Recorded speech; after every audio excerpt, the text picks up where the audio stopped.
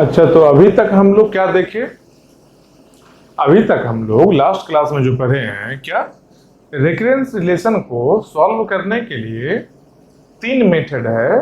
क्या है? Substitution method, recursive tree method और मास्टर्स थ्योरम। ये देख लिए।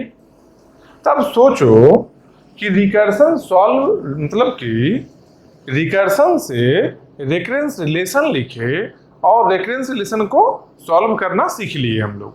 लेकिन अब रूट कॉज में जाते हैं कि रिकर्सन क्यों पढ़ रहे थे, रिकर्सन का यूज क्या था। तो रिकर्सन, सोचो कि रिकर्सन आया था कहां पर? रिकर्सन आया था डिवाइड एंड कनकर एल्गो को सॉल्व करने का तरीका था रिकर्सन। मतलब क्या कि जो भी प्रॉब्लम में डिवाइड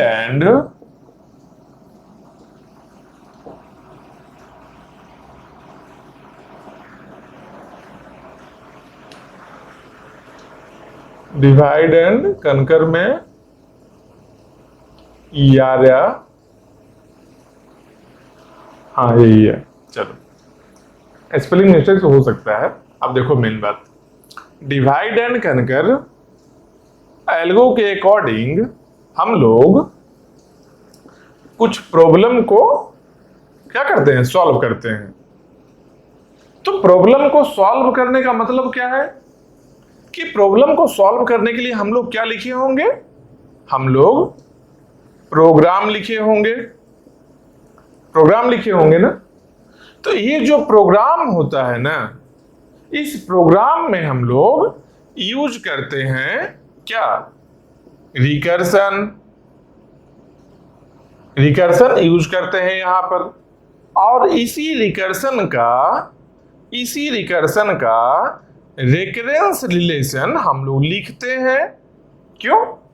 क्योंकि जो प्रोग्राम है, रिकर्सिव प्रोग्राम है जो, उसके बारे में कुछ भी इंफॉर्मेशन चाहिए, टाइम के बारे में, स्पेस के बारे में, या और कुछ भी, वहां पर एडिशन हो रहा है, मल्टीप्लिकेशन हो रहा है, कितना number of times function calling हुआ है, कितना नंबर ऑफ टाइम्स कुछ और भी अरिथमेटिक ऑपरेशन हुआ है, उसको काउंट करने के लिए हम लोग रेकरेंस रिलेशन को लिखते हैं। और फिर इस रेकरेंस रिलेशन को ही हम लोग क्या करते हैं?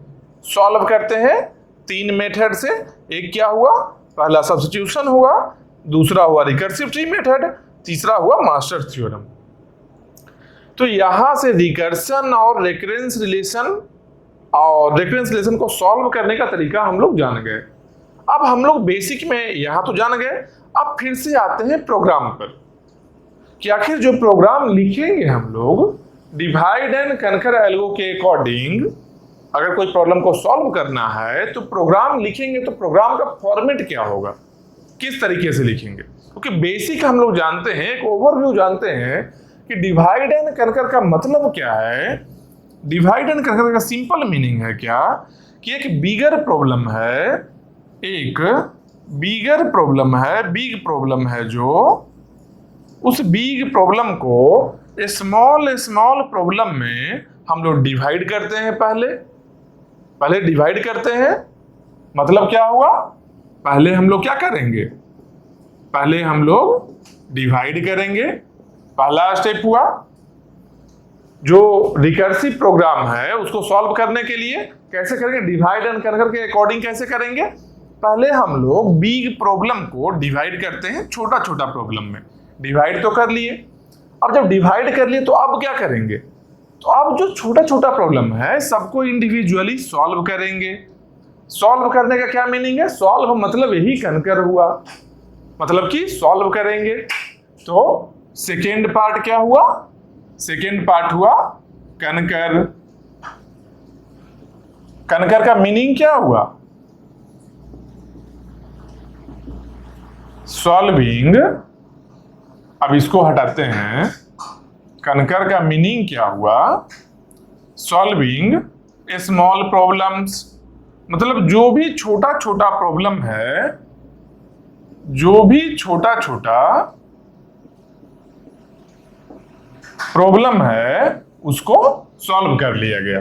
पहले छोटा बिग प्रॉब्लम को छोटा छोटा प्रॉब्लम में डिवाइड किए, उसके बाद कनकर में सॉल्विंग स्मॉल प्रॉब्लम, छोटा छोटा प्रॉब्लम को सॉल्व कर लिया। फिर प्रॉब्लम्स कर लो। यहां पर डिवाइड में क्या है, डिवाइड में क्या किए हम लोग,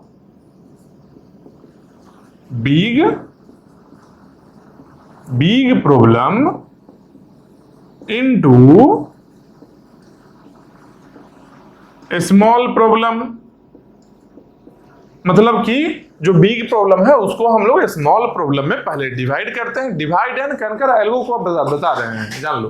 अभी तक जो था वो बेसिक था कि डिवाइड एंड कर में रिकर्सन यूज होता है, कैसे सॉल्व करते हैं देख लिए। अब हम लोग मेन एल्गो पर आ चुके हैं कि डिवाइड एंड कर एल्गो में क्या क्या हो रहा है, हर चीज को अब देखेंगे, क्योंकि अब लिखना है प्रोग्राम। इसलिए अभी तक जो भी पढ़े हो उससे ज्यादा ध्यान देकर ये पढ़ो। मेनली डिवाइड एंड कर अभी ही शुरू हुआ है, समझो। अब क्या देखेंगे, डिवाइड का मीनिंग क्या हो गया, डिवाइड का मीनिंग क्या हुआ, डिवाइड का मीनिंग हो गया big problem into small problem.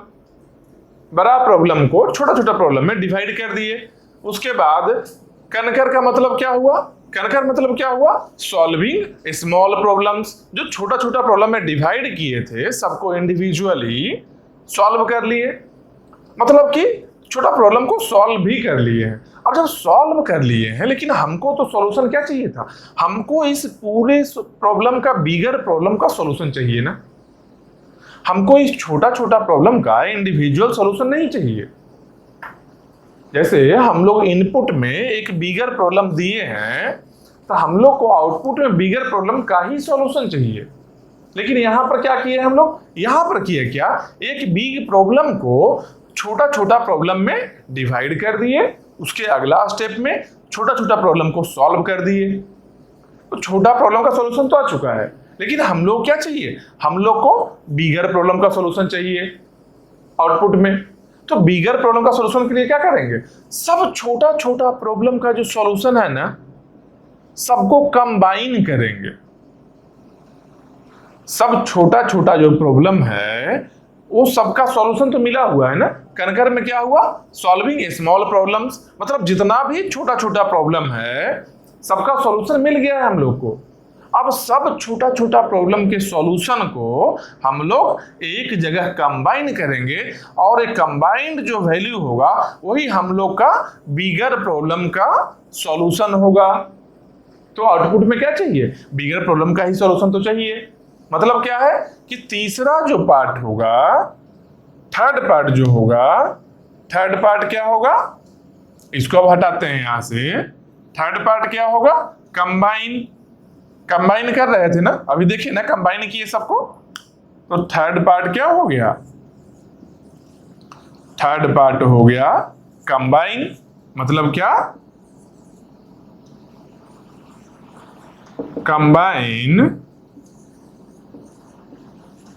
Combine solution of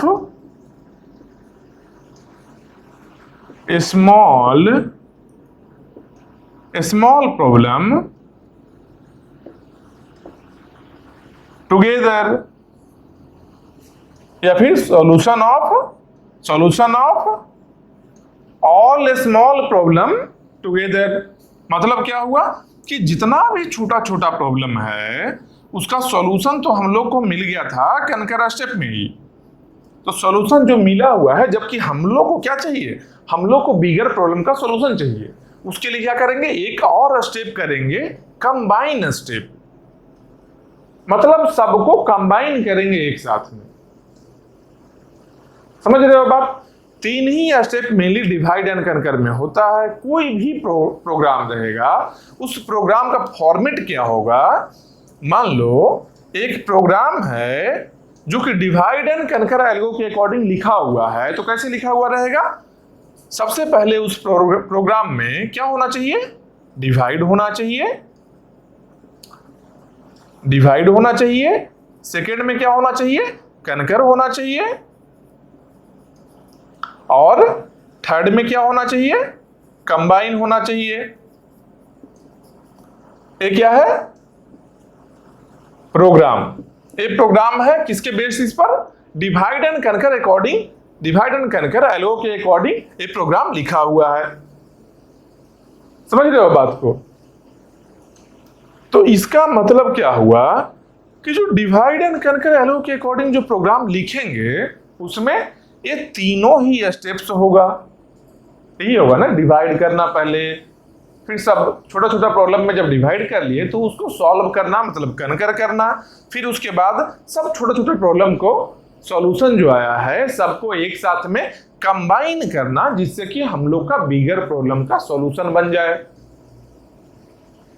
समझ रहे हो? तो कंबाइन करना जो है छोटा छोटा प्रॉब्लम के सॉल्यूशन को कंबाइन किए, ठीक। उसके पहले स्टार्टिंग में क्या किए? हम लोग डिवाइड किए, लेकिन मेन हम लोग प्रॉब्लम को सॉल्व कहां कर रहे थे? हम लोग प्रॉब्लम को सॉल्व कर रहे थे सेकेंड वाले स्टेप में। कनकर में क्या कर रहे थे? मेन प्रॉब्लम का सॉल्विंग यहां ही हो रहा था, सब छोटा छोटा प्रॉब्लम का। मेन जो प्रॉब्लम का सॉल्विंग हुआ है वो सेकेंड पार्ट में ही हुआ है, कनकर में। इसका मतलब क्या हुआ? कनकर सबसे इंपॉर्टेंट स्टेप हुआ। इंपॉर्टेंस सबका है, लेकिन ये स्पेशल है क्योंकि एक्चुअली यही, इससे ही हम लोग को आंसर मिल रहा है, इसलिए सबसे क्रूशियल स्टेप है कनकर। कनकर में हुआ क्या था? कनकर में क्या किए थे? जो छोटा छोटा प्रॉब्लम था ना, छोटा छोटा जो प्रॉब्लम में हम लोग एक बिगर प्रॉब्लम को डिवाइड किए थे, सबको सॉल्व कर रहे थे इंडिविजुअली। तो सबको सॉल्व करने के लिए अलग अलग लिखे थे क्या प्रोग्राम? नहीं, हम लोग अलग अलग प्रोग्राम नहीं लिखे, हम लोग एक ही फंक्शन कॉल किए, जिसके थ्रू इसको भी सॉल्व किए, इसको भी सॉल्व किए, इसको भी सॉल्व किए, और इसको भी, जितना भी छोटा प्रॉब्लम है सबको सॉल्व किए। मतलब क्या कि फंक्शन जो है एक बार ही लिखा गया। सॉल्व करना है ऐसा ऐसा छोटा प्रॉब्लम, मान लो 1000 प्रॉब्लम को सॉल्व करना है, मान लो बिगर प्रॉब्लम को 1000 स्मॉलर मतलब कि सब प्रॉब्लम्स में डिवाइड कर दिए हैं। स्मॉलर मतलब क्या है? स्मॉल प्रॉब्लम का मीनिंग क्या है? स्मॉल प्रॉब्लम को बोल सकते हैं सब प्रॉब्लम। स्मॉल प्रॉब्लम को हम लोग क्या बोल सकते हैं? सब प्रॉब्लम। जहां भी ये स्मॉल प्रॉब्लम है मतलब कि ये सब प्रॉब्लम है, स्मॉल प्रॉब्लम यहां भी है मतलब कि सब प्रॉब्लम है, बिगर प्रॉब्लम का पार्ट है। तो जब छोटा छोटा लिखे थे तो सबको इंडिविजुअली सॉल्व किए थे क्या? इंडिविजुअली सॉल्व किए सबको, लेकिन इसको सॉल्व करने के लिए सबके लिए इंडिविजुअली कोड नहीं लिखे थे हम लोग, क्योंकि सब एक जैसा ही था। इस तरीके से डिवाइड किया गया था, डिवाइड स्टेप में इस तरीके से डिवाइड किया गया था कि जितना भी स्मॉलर प्रॉब्लम था सब एक जैसा ही दिख रहा था। तो सेम तरीके से सॉल्व करना था, तो अलग अलग न लिख के एक ही फंक्शन लिखे, उस फंक्शन को बार बार फंक्शन कॉल करवाया गया, जिससे कि सबका सॉल्यूशन आ गया। इसी को ना हम लोग रिकर्सन बोले थे। रिकर्सन यही था ना कि एक फंक्शन को कॉल किए, उससे बार बार रिपीटेशन में सेम फंक्शन को कॉल करवाते रहे जब तक कि सब प्रॉब्लम खत्म ना हो जाए। तो जब सब प्रॉब्लम खत्म कब होगा? जब वो टर्मिनेट होगा। टर्मिनेट होने का मतलब क्या है? सबसे लास्ट में जब जाएंगे तो स्मॉल प्रॉब्लम एक बचेगा जिसका कि डायरेक्ट सॉल्यूशन होगा, फंक्शन कॉल करने का जरूरत नहीं है। टर्मिनेशन कंडीशन जो होता है, जो रेफरेंस रिलेशन में हम लोग लिखते थे, n = 1 के लिए टाइम 1 हो गया, n > 1 के लिए एक फंक्शन कॉल हो गया, यही लिखा करते थे ना। ऐसे ही था ना, सिंपल याद करो। जो हम लोग रेफरेंस रिलेशन लिख रहे थे tn = इस तरीके से ही था ना। जो अगर n = 1 है तो वैल्यू 1 हो गया, या फिर कुछ भी कांस्टेंट हो गया, और n greater than 1 है तो tn/3 प्लस समथिंग कुछ भी, या फिर कुछ और ही फॉर्मेट में। मतलब कि मेनली क्या फॉर्मेट था? a t n/b। A T N by B plus C, यही फॉर्मेट था ना। अच्छे से समझो, एक बार समझना है बस, क्योंकि डिवाइड एंड कनकर एल्गो को यूज करके इसका बहुत सारा एप्लीकेशन है, बहुत सारा type of variety of problem को सॉल्व कर सकते हैं, इसलिए इसको समझना बहुत जरूरी है। तो यहां जब ए काम कर रहे थे हम लोग, तो इलिमिनेशन कंडीशन यही है ना, यही है ना इलिमिनेशन कंडीशन, इलिमिनेट हुआ था यहां पर, तो लास्ट का स्मॉल प्रॉब्लम बचा था। मतलब कि डिवाइड एंड कनकर में स्मॉल प्रॉब्लम का भी एक बहुत ही जरूरी रोल है, समझ रहे हो बात को, क्योंकि ये स्मॉल प्रॉब्लम जब नहीं होगा तब तक ये फंक्शन एलिमिनेट नहीं होगा। स्मॉल प्रॉब्लम रहेगा तभी इस फंक्शन को, इस टी को एलिमिनेट कर सकते हैं, और टी को एलिमिनेट करेंगे तभी तो आंसर आएगा हम लोग का, नहीं तो फिर बार बार इन्फिनिटी टाइम्स फंक्शन ही कॉल होते रह जाएगा। और जब इन्फिनिटी टाइम्स कॉल होते रह जाएगा, फाइनाइट टाइम में जब आंसर नहीं आएगा, मतलब कि वो एल्गो ही नहीं है। एल्गो का बेसिक डिफिनेशन ही बताया था स्टार्टिंग में कि फाइनाइट टाइम में आउटपुट आना चाहिए और फाइनाइट स्टेप्स भी होना चाहिए। और ऐसा होता है कहीं कहीं कि फाइनाइट स्टेप्स तो है लेकिन टाइम फाइनाइट नहीं है। मान लो वाइल लूप वाइल 1 कर दिए, क्या है, इनफाइनाइट स्टेप्स है, मतलब है फाइनाइट स्टेप्स ही लेकिन टाइम है जो इनफाइनाइट लग रहा है, तो एल्गो नहीं है। मतलब कि डिवाइड एंड कनकर के लिए क्या क्या करना है, डिवाइड करना है, कनकर करना है और कंबाइन करना है। ठीक, अब हम लोग इसके प्रॉब्लम के फॉर्मेट को लिखेंगे कि अगर कोई भी प्रॉब्लम को सॉल्व करना है डिवाइड एंड कनकर एल्गो के अकॉर्डिंग, तो प्रोग्राम लिखेंगे कैसे, कैसे स्टार्ट करेंगे।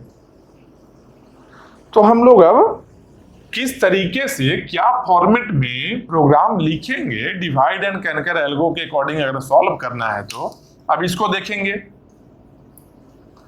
जब ये देख लेंगे किस फॉर्मेट में प्रोग्राम लिखा जाता है डिवाइड एंड कनकर एल्गो के अकॉर्डिंग, तो उसके बाद क्या करेंगे, अलग अलग एग्जाम्पल लेंगे जो problem divide and conquer algo से सॉल्व होता है और फिर उसको एनालाइज करेंगे। यही पर्पस है ना प्रॉपर एनालिसिस के लिए। जो भी प्रॉब्लम इससे, मतलब क्या बोल सकते हैं कि डिवाइड एंड कनकर एल्गो का एप्लीकेशन मतलब कितना वेराइटी का प्रॉब्लम इससे हम लोग सॉल्व कर सकते हैं। तो एप्लीकेशन जानने के लिए डिवाइड एंड कनकर एल्गो का फॉर्मेट को समझना होगा ना। पहले सबसे पहले फॉर्मेट को समझेंगे ना, तो फॉर्मेट कैसे रहता है डिवाइड एंड कनकर एल्गो का। तो फॉर्मेट देखो ऐसा होगा, अच्छे से देखना प्रोग्राम को, डिवाइड एंड कनकर। अच्छा, तो अभी तक हम लोग क्या देखे, अभी तक हम लोग लास्ट क्लास में देखे कि रेकरेंस रिलेशन को सॉल्व करने का 3 तरीका है। एक है सब्स्टिट्यूशन मेथड, दूसरा रिकर्सिव ट्री मेथड, तीसरा मास्टर्स थ्योरम जो शॉर्टेस्ट था, शॉर्ट प्रोसेस था।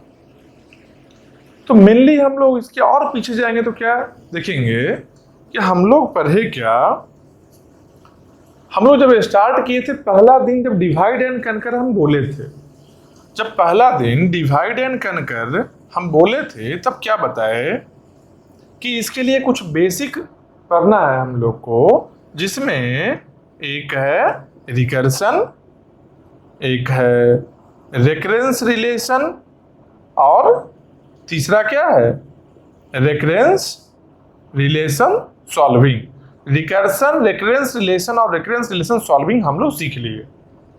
अब हम लोग वापस डिवाइड एंड कनकर पर आते हैं, क्योंकि हम बोले क्या थे कि डिवाइड एंड कनकर क्या है, एक एल्गो है, एक एल्गो है प्रॉब्लम को सॉल्व करने का। समझ रहे हो बात, समझो बात को। अभी तक जो हम लोग पढ़े हैं ना वो बेसिक पढ़े हैं, अब यहां से mainly divide and conquer start हुआ है। इस क्लास से डिवाइड एंड कनकर स्टार्ट हुआ है। मतलब क्या कि डिवाइड एंड कनकर से कौन कौन सा प्रॉब्लम सॉल्व होगा, कैसे उसके प्रोग्राम को लिखेंगे, हर चीज अभी आएगा। इसलिए अभी बस केवल और केवल इसमें ही कॉन्सेंट्रेट करो और कुछ नहीं सोचो। बस इसको समझ लो। मान लो कहीं कुछ डाउट भी लग रहा है इस सब में, रिकर्सन में, रिकरेंस रिलेशन सॉल्विंग में डाउट भी लग रहा है, फिर भी ये सब को अभी छोड़ो, पहले इसको जानो अच्छे से कि डिवाइड एंड कनकर है क्या। देखो डिवाइड एंड कनकर क्या है, एक एल्गो है जिसके थ्रू हम लोग बहुत सारे प्रॉब्लम को सॉल्व करते हैं। प्रॉब्लम को सॉल्व करने के लिए क्या करते हैं, हम लोग प्रोग्राम को लिखते हैं और इस प्रोग्राम में रिकर्सन का यूज होता है। समझ रहे हो, डिवाइड एंड कनकर में एल्गो है जिससे कि बहुत सारे प्रॉब्लम को सॉल्व करते हैं, उसके बाद उस प्रॉब्लम को सॉल्व करने के लिए प्रोग्राम लिखेंगे ना, सिस्टम के थ्रू सॉल्व करवाना है तो प्रोग्राम लिखेंगे, इस प्रोग्राम में रिकर्सन का यूज होता है। तो हम लोग अब देखेंगे क्या कि डिवाइड एंड कनकर से जो सॉल्व होता है उसके प्रोग्राम को क्या फॉर्मेट में लिखते हैं, कैसे लिखते हैं।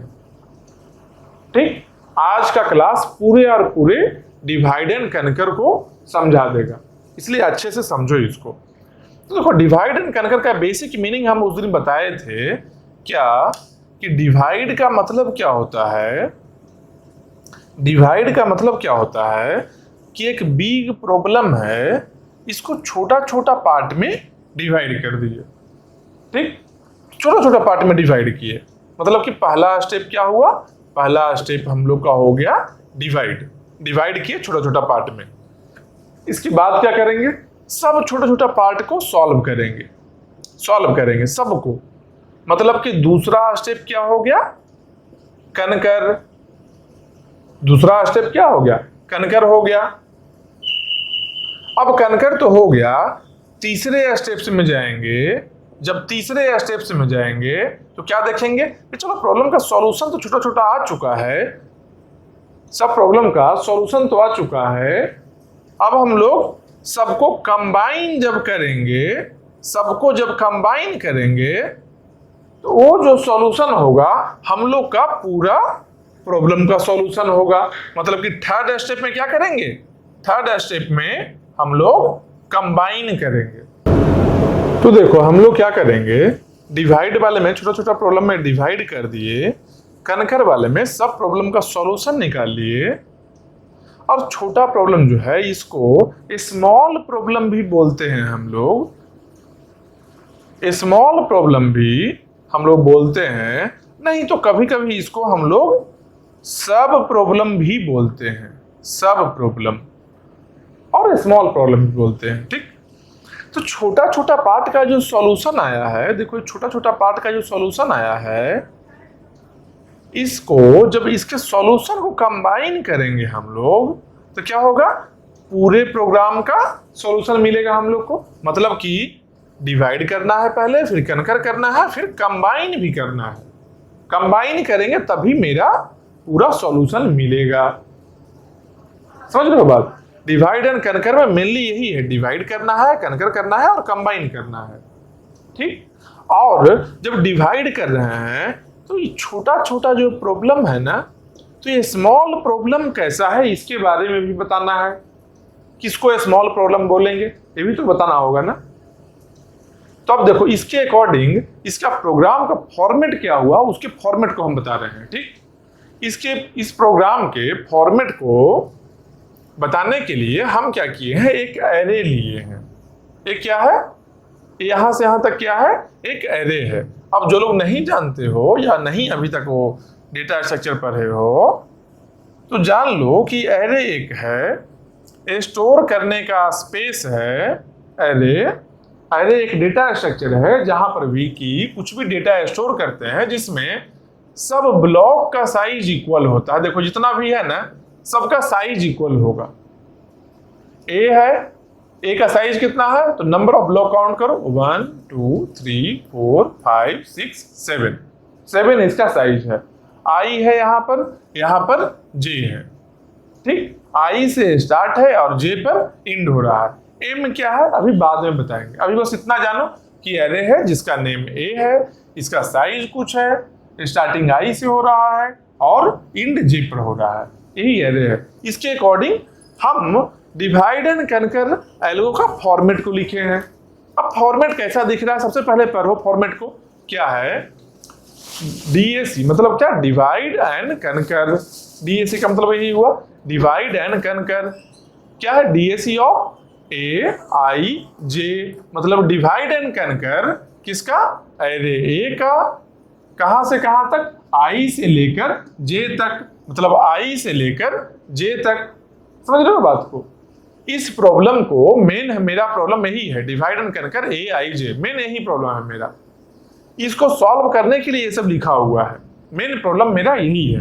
क्या है, अरे ए को सॉल्व करना है, आई से स्टार्ट है और जे पर एंड है। मेन प्रॉब्लम मेरा यही हो गया। उसके बाद अब देखेंगे क्या कि ये प्रॉब्लम को हम लोग चेक करेंगे अभी कि प्रॉब्लम खुद ही तो स्मॉल प्रॉब्लम नहीं है। डिवाइड एंड कनकर में क्या किए थे कि एक बिग प्रॉब्लम था, उसको हम लोग छोटा प्रॉब्लम में डिवाइड किए। लेकिन मान लो यही मेरा, ये जो स्मॉल प्रॉब्लम है, यही मेरा ओरिजिनल प्रॉब्लम होता, यही मेरा ओरिजिनल प्रॉब्लम अगर यही होता, तब इसको डिवाइड करते क्या, नहीं करते। अरे बिगर प्रॉब्लम होगा, जब प्रॉब्लम बिग होगा तब ना स्मॉल में डिवाइड करेंगे। लेकिन मान लो प्रॉब्लम खुद ही स्मॉल है, मान लो यही छोटा सा मेरा प्रॉब्लम है, मतलब कि प्रॉब्लम ही मेरा स्मॉल है, तब तो डिवाइड करने का कोई जरूरत है नहीं।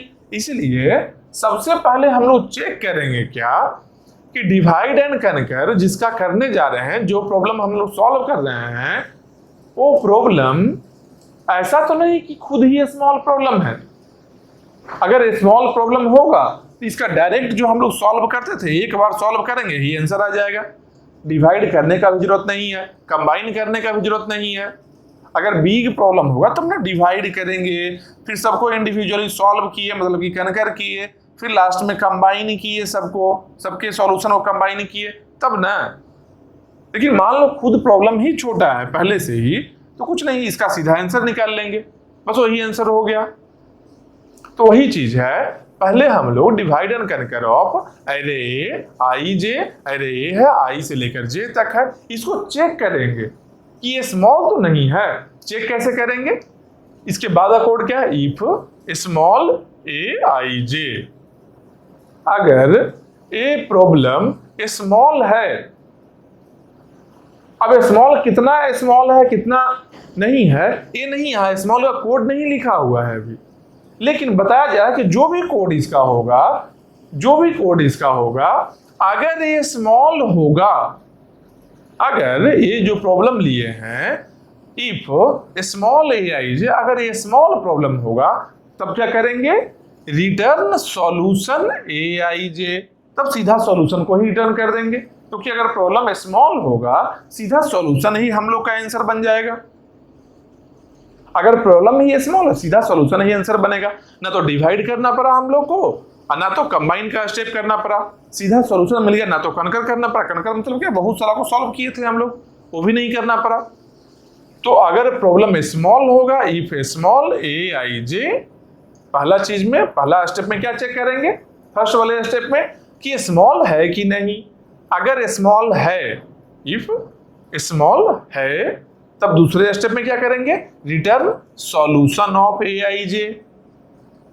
अगर स्मॉल है तो सॉल्यूशन को रिटर्न करेंगे, यहां पर जो लिखे हैं सॉल्यूशन को रिटर्न कर लिए, यही आंसर हो गया। अगर स्मॉल है तब तो पहला में चेक किए स्मॉल है कि नहीं है, अगर स्मॉल है तो उसके सॉल्यूशन को रिटर्न कर दिए सेकेंड स्टेप में।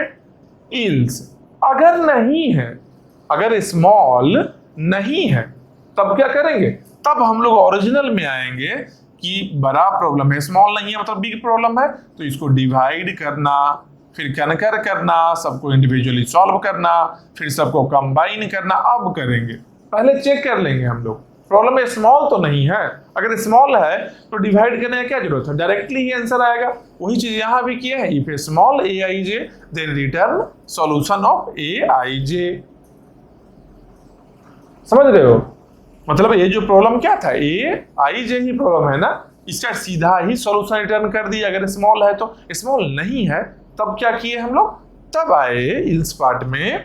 इल्स अगर स्मॉल नहीं है मतलब कि बिग प्रॉब्लम है, अब क्या करेंगे, बिग प्रॉब्लम में m equal to divide a आई जे, मतलब कि ए आई जे, क्या ए आई जे क्या है, अरे आई टू जे, आई से लेकर जे तक, इसको क्या करेंगे, इसको हम लोग डिवाइड करेंगे। ए अगर बिग प्रॉब्लम है, अब तो पता चल गया ना बिग है, अगर स्मॉल होता तो यहां से ही सॉल्यूशन रिटर्न हो जाता, नीचे जाते ही नहीं। अब नीचे गए हैं इस पार्ट में, मतलब कि स्मॉल नहीं है, ए प्रॉब्लम बिग है, मतलब इसको डिवाइड करना पड़ेगा।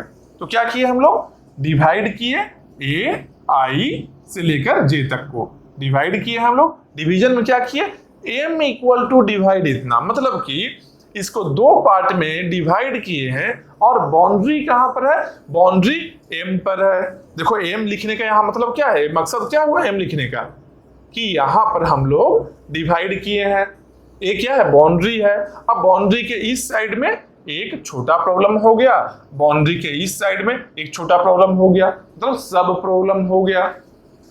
ए बिग प्रॉब्लम के लिए जब डिवाइड किए, एक सब प्रॉब्लम हो गया, ए भी एक सब प्रॉब्लम हो गया। तो डिवाइड करने में क्या किए, m equal to divide a I j, a of अरे ए आई टू जे, इसको डिवाइड कर लिए हम लोग। कहां से डिवाइड किए, एम से डिवाइड किए, जो पोजीशन है इसको एम हम लोग बता दिए कि एम है, ठीक है भाई। तो अब डिवाइड तो कर लिए, थर्ड वाले स्टेप में क्या करना है, डिवाइड करना। पहला स्टेप में चेक करेंगे प्रॉब्लम स्मॉल है कि नहीं है, अगर प्रॉब्लम स्मॉल है, सेकेंड स्टेप में क्या किए, उसके सॉल्यूशन को रिटर्न कर लिए। अगर नहीं है तो थर्ड स्टेप में क्या किए, डिवाइड किए, एक पर्टिकुलर किसी भी पोजीशन पर एक अलग से हम लोग वेरिएबल रखे एम को, जहां से कि डिवाइड किया है, बाउंड्री लाइन बनाया है, जहां से कि दो प्रॉब्लम को सेपरेट किया गया, मतलब एक प्रॉब्लम को दो पार्ट में सेपरेट किया गया। ये एम है वैल्यू इसका यहां पर। अब क्या करेंगे, डिवाइड तो कर लिए, तो यहां पर डिवाइड करने के बाद क्या करते थे, जब डिवाइड करते थे उसके बाद क्या करते थे, कनकर करते थे, मतलब सबका इंडिविजुअल सॉल्यूशन निकालते थे। बस वही यहां भी करेंगे। जब एम से डिवाइड किए तो अब प्रॉब्लम कितना में बट गया, अब दो प्रॉब्लम में बट गया है, एक इस साइड का प्रॉब्लम हो गया वो वन आ गया, एक इस साइड का प्रॉब्लम आ गया, मतलब अब दो प्रॉब्लम में बट गया है।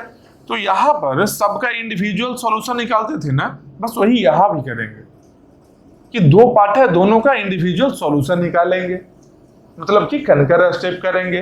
तो क्या करेंगे, B equal to DAC of A I to M, A I से लेकर एम तक, आई से लेकर एम तक ही ना पहला प्रॉब्लम है, तो आई से लेकर एम तक है जो मेरा एक सब प्रॉब्लम हो गया, जिसको सॉल्व करेंगे DAC of A I M, DAC of A I में इतना को सॉल्व करेंगे और इसके सॉल्यूशन को B में स्टोर कर लेंगे। एक वेरिएबल B लेंगे जिसमें इसके सॉल्यूशन को स्टोर कर लेंगे, इसके सॉल्यूशन को सॉल्यूशन करने के लिए क्या किए, सेम फंक्शन को कॉल किए, फिर से जो ऊपर में फंक्शन था उसी फंक्शन को फिर से कॉल किए। तो जब फिर से उसी को कॉल किए, यही था ना रिकर्सन, इसलिए बोले तो कि डिवाइड एंड कनकर में रिकर्सन यूज होता है। रिकर्सन यही था कि फिर से जब इसका छोटा प्रॉब्लम में डिवाइड किए हैं तो सेम फंक्शन कॉल फिर से हुआ, DAC यहां कॉल हुआ, इसके अंदर में फिर से DAC कॉल हुआ है, डिवाइड एंड कनकर। मतलब क्या किए, अब इसका सॉल्यूशन को B में स्टोर कर दिए, फिर दूसरे पार्ट का भी सॉल्यूशन तो निकालना है हम लोग को, दूसरे पार्ट को भी सॉल्व किए, दूसरे पार्ट का सॉल्यूशन को देखो DAC of a m plus one j, m तक तो आई से लेकर एम तक तो एक प्रॉब्लम में हो ही गया, इस साइड के प्रॉब्लम में हो गया, तो एम प्लस वन से लास्ट तक जाएगा, एम प्लस वन से जे तक जाएगा, समझ रहे हो बात। तो एम प्लस वन से जे तक जो है, अरे एम प्लस वन से देखो, एम प्लस वन से लेकर जे तक जो है इसको सॉल्व किए, सेम उसी रिकर्सिव मेथड से जो ये फंक्शन कॉल था, उसी फंक्शन को कॉल करके राइट वाले पार्ट को भी, राइट वाले सब प्रॉब्लम को भी सॉल्व किए, और इसका जो सॉल्यूशन है, आंसर है, हम लोग एक वेरिएबल C में स्टोर कर दिए। जैसे B में हम लोग लेफ्ट पार्ट का स्टोर कर दिए, वैसे ही C में हम लोग राइट पार्ट का सॉल्यूशन को स्टोर कर दिए। अब क्या किए, देखो यहां पर पहले डिवाइड किए थे तो डिवाइड यहां हो गया, फिर सबको इंडिविजुअली सॉल्व कर लिए, दोनों पार्ट को इंडिविजुअली सॉल्व कर लिए, दोनों के सॉल्यूशन को स्टोर कर लिए B और C में, मतलब कि कनकर पार्ट भी हो गया। अब डिवाइड और कनकर हो गया, क्या करेंगे लास्ट में, सबके सॉल्यूशन को कंबाइन करेंगे। तो कंबाइन यहां भी करेंगे, अरे प्रोसेस तो सेम ही रहना है, तो कंबाइन यहां कैसे करेंगे, तो एक सॉल्यूशन, एक हाफ सॉल्यूशन है जो बी में है, और एक और सब प्रॉब्लम है, एक सब प्रॉब्लम का सॉल्यूशन बी में है, दूसरे सब प्रॉब्लम का सॉल्यूशन सी में है। क्या करेंगे, दोनों के सॉल्यूशन को कंबाइन करेंगे ताकि पूरे का सॉल्यूशन मिल जाए हमको। तो बी और सी को कंबाइन करेंगे। तो इसके अगला स्टेप में क्या किए हम लोग, डी इक्वल टू, डी एक वेरिएबल लिए हैं, d equal to combine b c, मतलब बी और सी जो सॉल्यूशन है, दोनों सॉल्यूशन को कंबाइन करके, दोनों सॉल्यूशन को कंबाइन किए, देखो यहाँ कंबाइन स्टेप है, दोनों सॉल्यूशन को कंबाइन करके डी में स्टोर कर दिए। मतलब एक और वेरिएबल लिए हैं डी, जिसमें कि बी और सी दोनों के सॉल्यूशन को स्टोर कर दिए। अब डी में अब क्या है, इसका भी सॉल्यूशन है, इसका भी सॉल्यूशन है, दोनों का सॉल्यूशन डी में आया हुआ है। मतलब कि डी क्या है, पूरा प्रॉब्लम का सॉल्यूशन है। हम लोग को आउटपुट क्या चाहिए, फंक्शन कॉल ए आई जे था, प्रॉब्लम जब इतना बड़ा लिखे थे तो पूरे का सॉल्यूशन ही चाहिए ना आउटपुट में। हम बोल रहे हैं कि इसके एक पार्ट का सॉल्यूशन यहाँ है, इस पार्ट का भी सॉल्यूशन यहाँ, मतलब कि सब पार्ट का सॉल्यूशन यहाँ है, मतलब कि फाइनल सॉल्यूशन है प्रॉब्लम का, मतलब कि फाइनल सॉल्यूशन है प्रॉब्लम का, यही हुआ ना। तो डी में है फाइनल सॉल्यूशन जब, तो क्या करेंगे, डी को रिटर्न कर देंगे, रिटर्न डी को रिटर्न कर दिए, समझ रहे हो बात। डी को रिटर्न किया मतलब कि आउटपुट हम लोग को डी मिल गया। तो डी में क्या वैल्यू था, सॉल्यूशन था, फाइनल प्रॉब्लम का सॉल्यूशन था। हम लोग को सब प्रॉब्लम को कंबाइन किए थे, कंबाइन करके डी में स्टोर किए, फाइनली डी हम लोग को आउटपुट मिल गया। इसका मतलब क्या हुआ, हम लोग डिवाइड एंड कनकर का फॉर्मेट को देख लिए।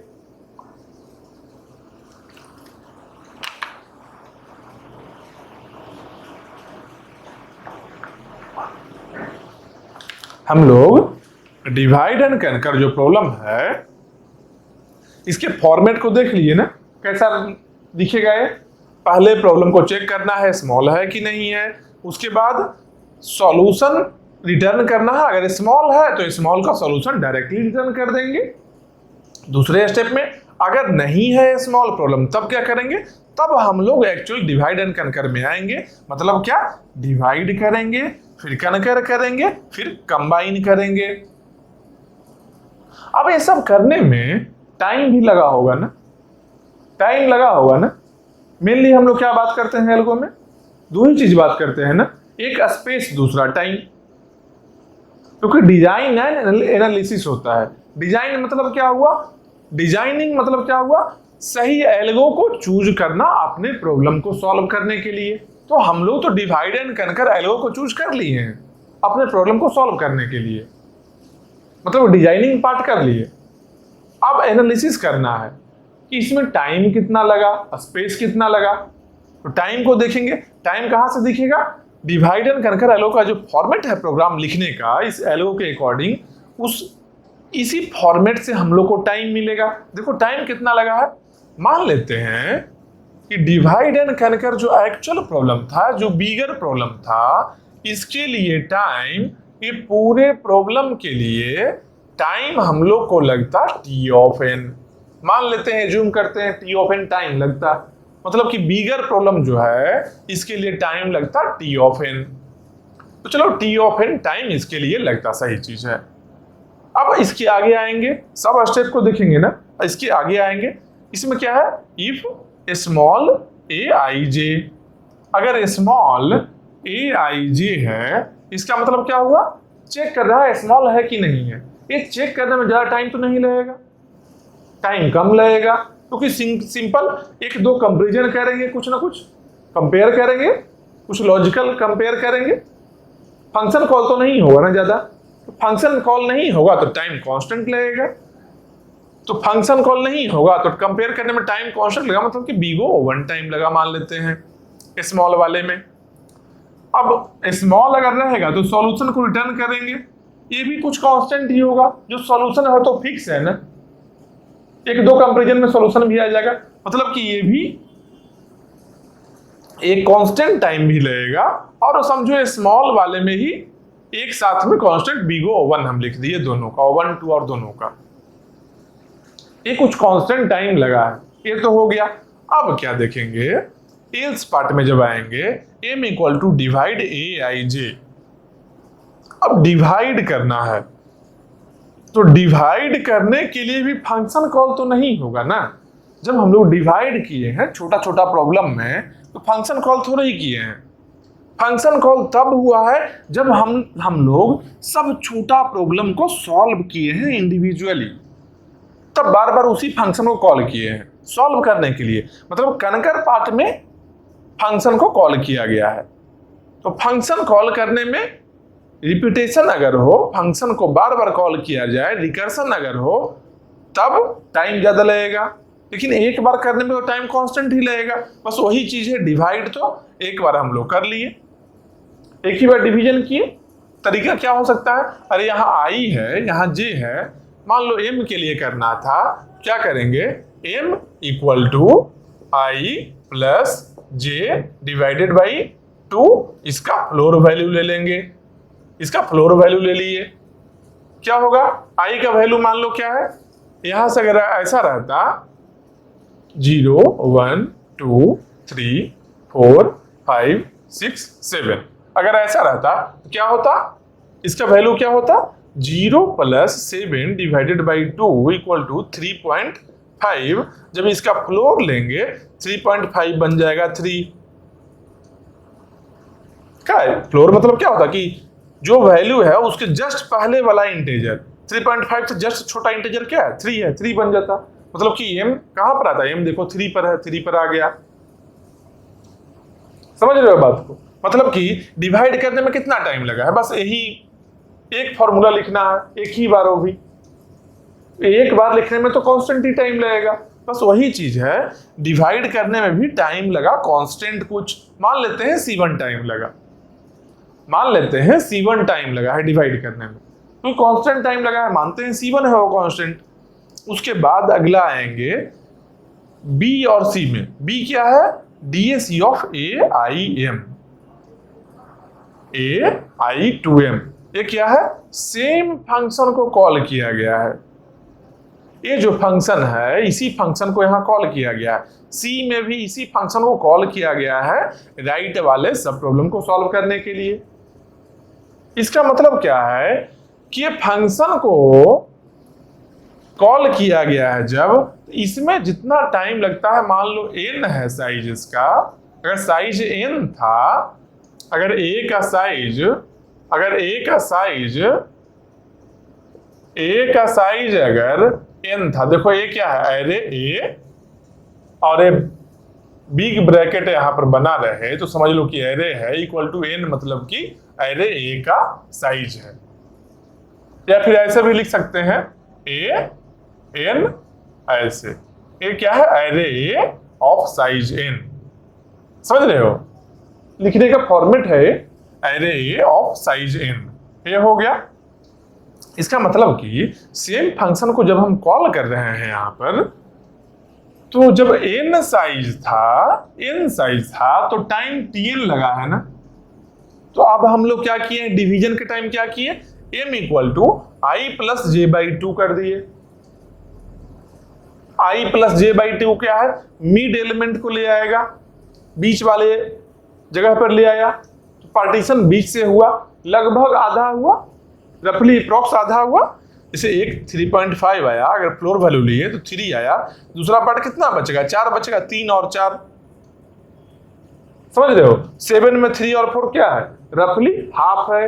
मतलब कि अगर n एलिमेंट था, अगर n एलिमेंट के लिए टाइम है जो tn लगा है, तो अगर n बाई टू एलिमेंट होगा तो टाइम कितना लगा, t ऑफ n बाई 2, यही लगेगा ना। रफली n बाई 2 एलिमेंट ही है ना, इस साइड भी n बाई 2, इस साइड भी n बाई 2, रफली एक ज्यादा कम छोड़कर। तो जब n एलिमेंट में टाइम tn लगा है तो n बाई 2 एलिमेंट में टाइम tn बाई 2 लगेगा। वही चीज यहां है कि इसके लिए, इस सब प्रॉब्लम के लिए टाइम कितना लगा, इसके लिए बी के लिए टाइम कितना लगा, टी n/2, क्योंकि n/2 एलिमेंट है इसमें रफली। सी में भी कितना टाइम लगेगा, टी ऑफ n/2, मतलब कि सी में भी हाफ एलिमेंट है रफली, तो टी n/2 लगा। ये हम लोग का हो गया कनकर पार्ट, ये हो गया कनकर पार्ट हो गया ये दोनों। इसको लिख भी लेते हैं यहां पर,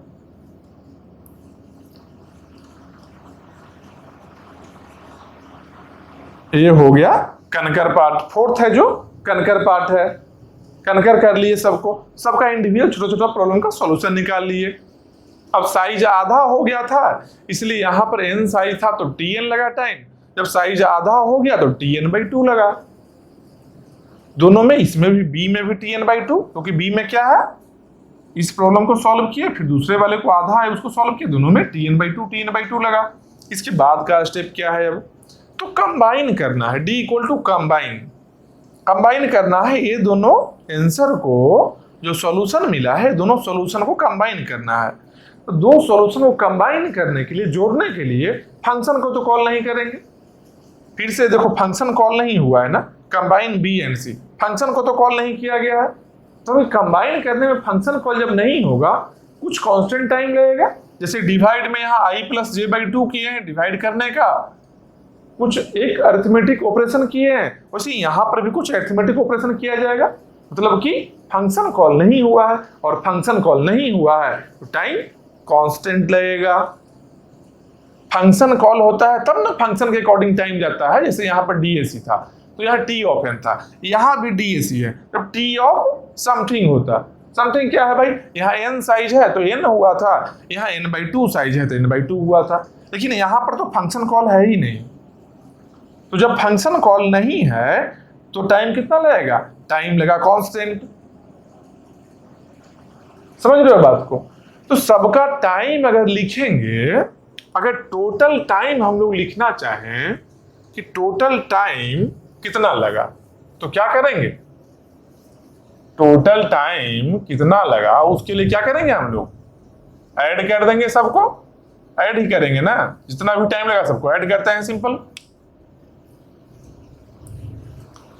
देखो ज्यादा दिमाग नहीं लगाना है, जो भी बता रहे हैं बस आराम से सुनते जाना, जब बस सुनते जाना सब चीज को। कहीं कुछ नहीं समझ में आ रहा, थोड़ा सा बैक करो, उसको सुनो, समझ में आएगा, 100% समझ में आएगा। और इसको समझना बहुत ही जरूरी है, क्योंकि इसके बेसिस पर आधा एल्गो है, जान लो। क्योंकि डिवाइड एंड कनकर क्या है, एल्गो ही है ना। और एल्गो सब्जेक्ट में क्या बताए थे हम, कि सब्जेक्ट क्या है, एल्गो बनाना नहीं है मेनली। एल्गोरिथम सब्जेक्ट का मतलब है कि जो एल्गो बहुत सारा दिया हुआ है, उसमें से जो सही एल्गो है अपने प्रॉब्लम को सॉल्व करने के लिए उसको चूज करना और उसके अकॉर्डिंग सॉल्व करना। तो डिवाइड एंड कनकर एक एल्गो ही है जिससे कि बहुत सारा प्रॉब्लम सॉल्व होता है, इसका बहुत ज्यादा एप्लीकेशन है। और भी एल्गो आएगा, और भी एल्गो आएगा, लेकिन सबसे मेन, सबसे ज्यादा वाइड है इसी का सिलेबस, क्योंकि सबसे ज्यादा यूज होता है, इसलिए इसको समझना बहुत जरूरी है। इसको समझो अच्छे से। तो अभी देखो क्या हुआ। अब क्या करेंगे हम लोग, अगर हम लोग सबके टाइम को ऐड करना चाहते हैं, टोटल टाइम कितना लगा, तो टोटल टाइम कितना था, tn था ना, तो tn है जो किसके बराबर हो गया, ये सबको ऐड करेंगे तो यही हुआ ना। तो यहां लिखेंगे t of n equal to, क्या करेंगे, रेफरेंस रिलेशन लिखेंगे, टाइम के लिए रेफरेंस रिलेशन लिखेंगे। क्योंकि हम लोग किसी भी प्रोग्राम में, रिकर्सन में कुछ भी फाइंड आउट करना चाहते हैं, कितना नंबर ऑफ टाइम्स हो रहा है, चाहे वो टाइम के लिए हो या स्पेस के लिए हो या फिर नंबर ऑफ मल्टीप्लिकेशन के लिए हो, नंबर ऑफ एडिशन के लिए हो। एडिशन मतलब क्या भाई, जब डिवाइड कर रहे थे तो क्या किए थे, i+j/2 किए थे ना, एक एडिशन हुआ ना, एक डिवीजन भी हुआ ना। तो कितना टोटल एडिशन होगा पूरे प्रोग्राम में, उसके लिए भी रेफरेंस रिलेशन ही लिखना होगा, कोई और तरीका नहीं है फाइंड आउट करने का। रिकर्सन है मतलब कि जो भी सॉल्यूशन लाना है रेफरेंस रिलेशन लिखकर ही लाना होगा। तो यहां पर क्या लिखेंगे, tn इक्वल टू, सबसे पहला क्या है, tn इक्वल टू क्या है, इफ स्मॉल, जब स्मॉल होगा तब क्या होगा, टाइम क्या लगेगा, बी गो 1, जब स्मॉल होगा तो टाइम बी गो 1 लगेगा, मतलब कि बी गो 1 टाइम लगा। कब? n इक्वल टू क्या है? स्मॉल है। जब n का वैल्यू स्मॉल है, n का वैल्यू नंबर ऑफ जो था यहाँ पर एरे जो हम लोग बनाए थे, यहाँ पर जो एरे ए बनाए थे i से लेकर j तक जो एरे बनाए थे और बीच में m आया था, यही आया था ना, यही एरे था ना, देखो यही एरे था ना।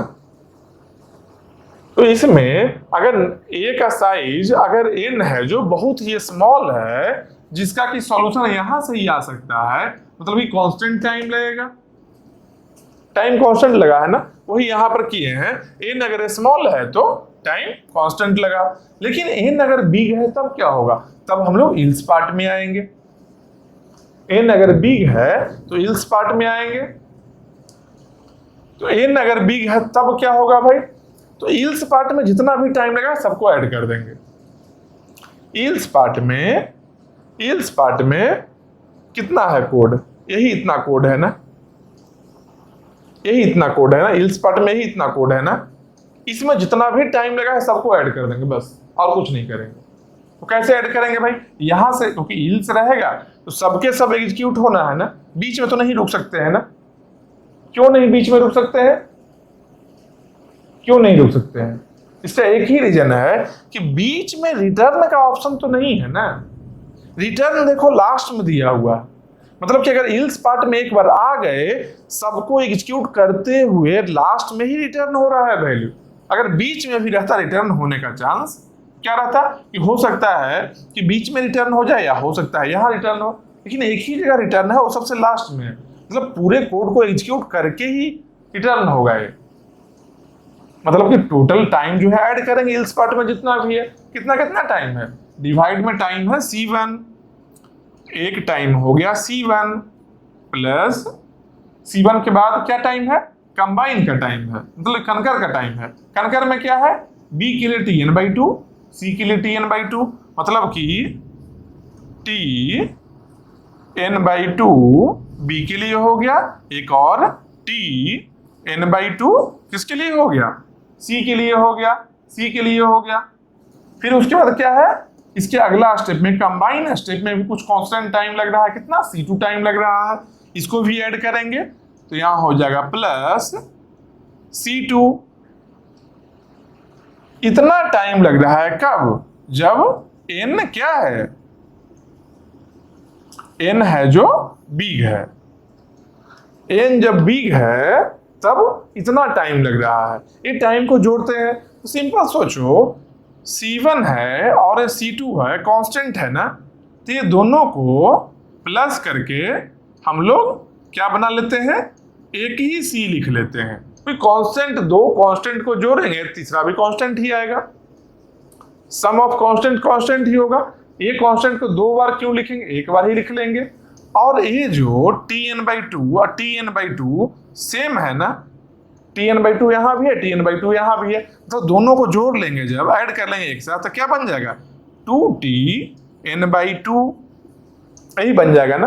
दोनों को ऐड कर लेंगे, C1 C2 को ऐड कर लिए। अब क्या बन गया?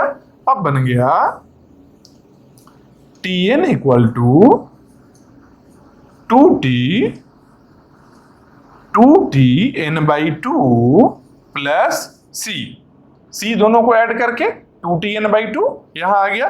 मतलब अब एक्चुअल जो बन गया है हम लोग का टाइम कॉम्प्लेक्सिटी जो बता सकते हैं, जिसको सॉल्व करके, वो क्या है? Tn equal to 2Tn/2 plus C, यही बन गया है। अब यहां पर देखो, जब मास्टर्स थ्योरम बता रहे थे उसमें क्या देखे थे? उसमें एक चीज बताए थे क्या, कि इसको ATN/B के फॉर्मेट में जब लिखते हैं तो A है जो क्या बताता है? क्या बताता है ये? याद करो, नंबर ऑफ सब प्रॉब्लम नंबर ऑफ सब प्रॉब्लम, यही बताता है ना। यहां पर एरे को कितना पार्ट में डिवाइड किए थे, 2 पार्ट में, तो देखो यहां 2t(n/2) आया है। या तो नंबर ऑफ सब प्रॉब्लम इसको बोल सकते हैं, या फिर बोल सकते हैं ऐसे भी कि n/2, ये देखो ए तो ए है, ए बताया नंबर ऑफ सब प्रॉब्लम, ए है जो क्या बताएगा n/2 है, मतलब n/b है। ये क्या बताएगा, ये बताएगा साइज ऑफ सब प्रॉब्लम। n/b क्या है, साइज ऑफ सब प्रॉब्लम बताएगा। 2 क्या है, नंबर ऑफ सब प्रॉब्लम बताएगा, यही बताएगा ना। मतलब कि नंबर ऑफ सब प्रॉब्लम भी बोल सकते हैं, या फिर बोल सकते हैं कि इस साइज के प्रॉब्लम को n/b, मतलब यहां पर n/2, इस साइज के सब प्रॉब्लम को 2 टाइम्स सॉल्व किया गया है।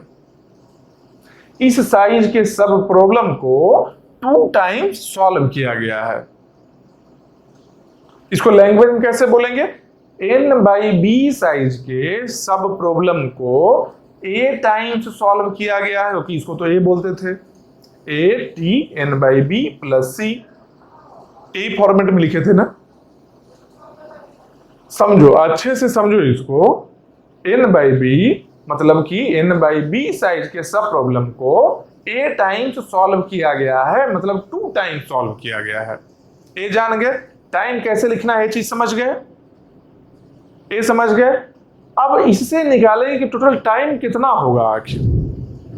जब इसको सॉल्व करेंगे तब निकालेंगे कि टोटल टाइम कितना होगा। इसको अभी रखते हैं, हम लोग सॉल्व करेंगे अभी। एक और चीज इस एल्गो में ही देख लो, क्या एक और चीज देख लो कि कितना पार्ट हुआ डिवाइड एंड कनकर में, 1 2 3 4, मेनली 4 पार्ट है। कंबाइन भी करना है, ये भी जरूरी चीज है, लेकिन मेनली है जो ये चारों पार्ट है, जिसका कि अलग अलग कोड है। स्मॉल क्या है, प्रॉब्लम टू प्रॉब्लम वेरी करेगा। इसका सॉल्यूशन क्या है, सब प्रॉब्लम के लिए अपना सॉल्यूशन होगा। डिवाइड क्या है, किस तरीके से डिवाइड करेंगे, कितना पार्ट में डिवाइड करेंगे, वो सब प्रॉब्लम में अपना अपना डिपेंड करेगा। जिस टाइप का प्रॉब्लम है उसके अकॉर्डिंग काम करेंगे वहां पर।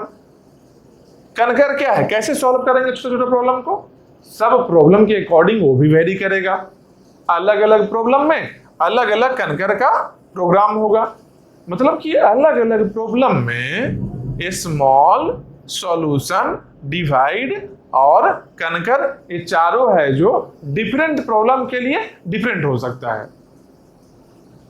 डिफरेंट प्रॉब्लम के लिए इस चारों का कोड डिफरेंट हो सकता है, इसलिए चारों का फिक्स कोड नहीं है, फॉर्मेट सेम है, फॉर्मेट यही रहना है। पहले स्मॉल को चेक करना ही करना है, अगर नहीं स्मॉल है, अगर स्मॉल है तो सॉल्यूशन रिटर्न करना ही करना है, अगर नहीं है स्मॉल तो डिवाइड करना है, फिर कनकर करना है, फिर कंबाइन करना है। फॉर्मेट सेम रहेगा, लेकिन डिफरेंट क्योंकि डिवाइड एंड कनकर से बहुत सारा प्रॉब्लम सॉल्व होता है। डिवाइड एंड कनकर से बहुत सारा प्रॉब्लम सॉल्व होता है, तो डिफरेंट प्रॉब्लम को जब सॉल्व करेंगे तो डिफरेंट प्रॉब्लम के लिए ये चारों का कोड भी डिफरेंट होगा। समझ रहे हो, इसलिए इसका फिक्स कोई कोड नहीं है। लेकिन एक बात जान लो, अगर कोई आदमी ऐसा बोलता है, अगर कोई ऐसा बोलता है कि मेरा प्रॉब्लम, अगर कोई ऐसा बताता है कि मेरा problem P divide and conquer से सॉल्व हो रहा है, कोई भी आदमी अगर ऐसा बोले कि उसका problem P divide and conquer algo से सॉल्व हो रहा है, इसका डायरेक्ट मीनिंग समझ लेना कि वो क्या बोल रहा है। वो बोलना चाह रहा है क्या कि वो कैपेबल है ये चारों के कोड लिखने में। समझ रहे हो बात को? जब कोई बोल दिया कि मेरा problem P divide and conquer से सॉल्व हो रहा है, मतलब क्या, जो प्रोग्राम लिखा होगा, प्रोग्राम में 1 2 3 4 सबका कोई फिक्स कोड तो है नहीं। मतलब कोई बोल रहा है कि हम सॉल्व कर ले रहे हैं, मतलब कि प्रोग्राम लिखा तो सबका कोड भी लिखना पड़ेगा। मतलब क्या कि अगर कोई बोल रहा है कि सॉल्व हो रहा है, इनडायरेक्टली क्या हुआ, ये चारों का कोड वो लिख रहा है। मतलब क्या कि 1 2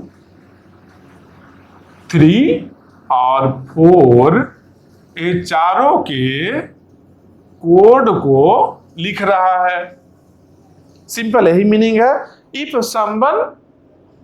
if someone able to solve his problem by using divide and conquer algorithm, then it means he is able to write the code for 1 2 3 and 4 all the 4 steps in divide and conquer algo। तो divide and कंकर algo में जो 4 steps है, small का, solution का, divide का और कंकर का, इस चारों के लिए कोड को लिख रहा है। तो इसको ऐसे लिख सकते हैं, देखो फाइनली ये तो मिल गया अब हम लोग को, ये तो मिल गया हम लोग को। इसको ऊपर वाले को हटा लेते हैं, यहां से ही मिला है, रेफरेंस रिलेशन से ही मिला है, लेकिन ये समझ गए हो। इसको अभी ऊपर वाले को हटाते हैं, इसको रहने देंगे, इसको सॉल्व करना है अभी हम लोग को। तो यहां पर एक और चीज लिखते हैं, यहां पर क्या लिखते हैं कि वो आदमी, देखो इसको भी हटाते हैं, स्पेस बनेगा थोड़ा। जब बोल रहा है कि डिवाइड एंड कंकर एल्गो से उसका प्रॉब्लम सॉल्व हो रहा है, मतलब कि उसके पास में सबसे ओवन में क्या है,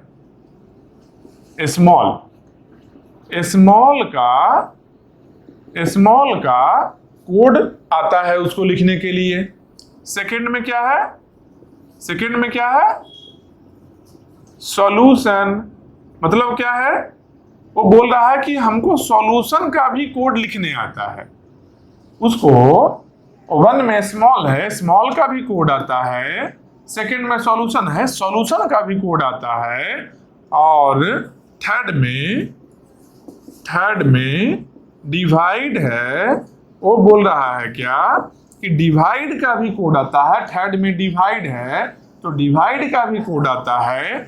और फोर्थ में कंकर है, तो इसका मतलब फोर्थ में कंकर है, इसका मतलब उसको कंकर का भी कोड लिखने आता है।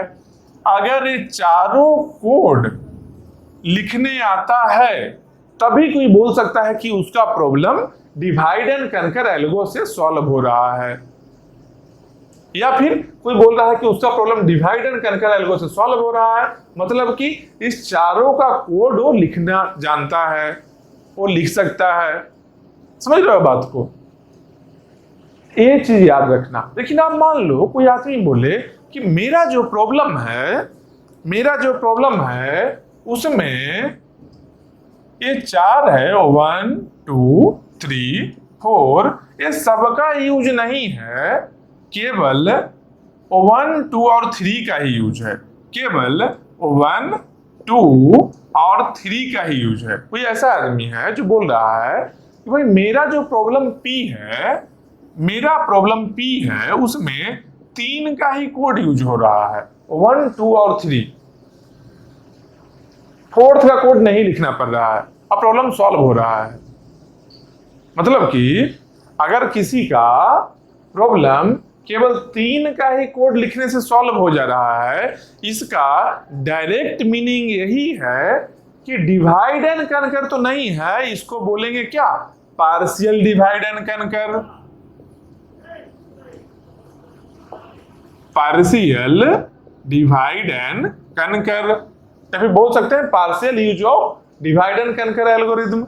अगर चारों में से किसी एक को या 2 को नहीं लिख रहे हैं, प्रॉब्लम सॉल्व हो रहा है, मतलब कि वो क्या है, partial use of divide and कंकर है। अगर complete use of divide and कंकर बोल रहा है कोई, इसका मतलब कि चारों का कोड उसको आता है और चारों का कोड लिखना पड़ेगा प्रॉब्लम में, तभी सॉल्व होगा।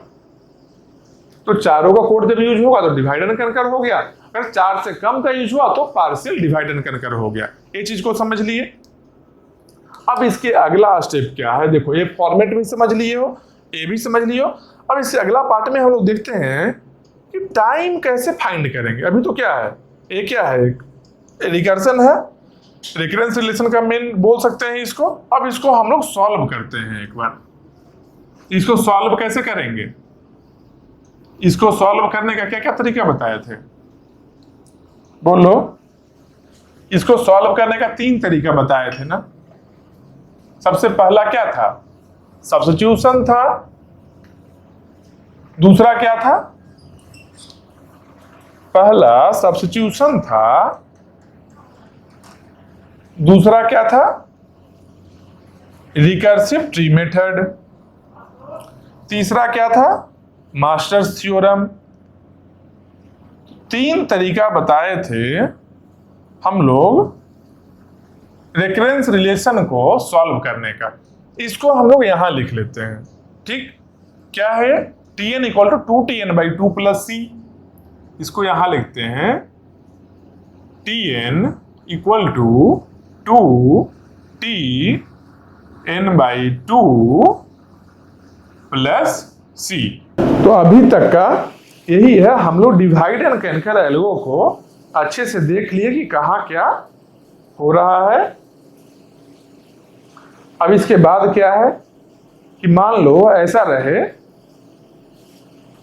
एक और चीज क्या बताए थे, जब हम लोग लिख रहे थे 2Tn/2 तो क्या बोले कि n/2 साइज का 2 सब प्रॉब्लम सॉल्व करना पड़ रहा है। मान लो यहां पर 3 होता तो क्या बोलते, n/2 साइज का सब प्रॉब्लम को 3 टाइम्स सॉल्व कर रहे हैं। मान लो यहां पर 3 नहीं होता, 6 होता तो क्या बोलते, n/2 साइज का प्रॉब्लम को 6 टाइम्स सॉल्व कर रहे हैं। समझ रहे हो बात। अगर मान लो n/12 होता है, n/2 नहीं n/12 होता तो क्या बोलते, n/12 साइज के सब प्रॉब्लम को 6 टाइम्स सॉल्व कर रहे हैं। सिंपल जानो बोलेंगे क्या, n/b साइज के प्रॉब्लम को a टाइम्स सॉल्व कर रहे हैं, बस बात खत्म। अब a और b का जो भी वैल्यू है पुट कर लेंगे वहां पर। तो इसके बाद हम लोग देखेंगे क्या, applications of divide and canker algo. मतलब कि डिवाइड एंड कैंकर एल्गो का प्रोग्राम का फॉर्मेट हम लोग देख लिए, कैसे उसका टाइम कॉम्प्लेक्सिटी फाइंड आउट करेंगे वो भी देख लिए, सब कुछ देख लिए। अब अगला पार्ट में हम लोग क्या देखेंगे कि डिवाइड एंड कैंकर एल्गो है, उसका क्या देखेंगे, उसका एप्लीकेशन देखेंगे। एप्लीकेशन मतलब कहां कहां यूज होगा, किस किस टाइप के प्रॉब्लम को सॉल्व करेंगे हम लोग डिवाइड एंड कैंकर एल्गो का यूज करके।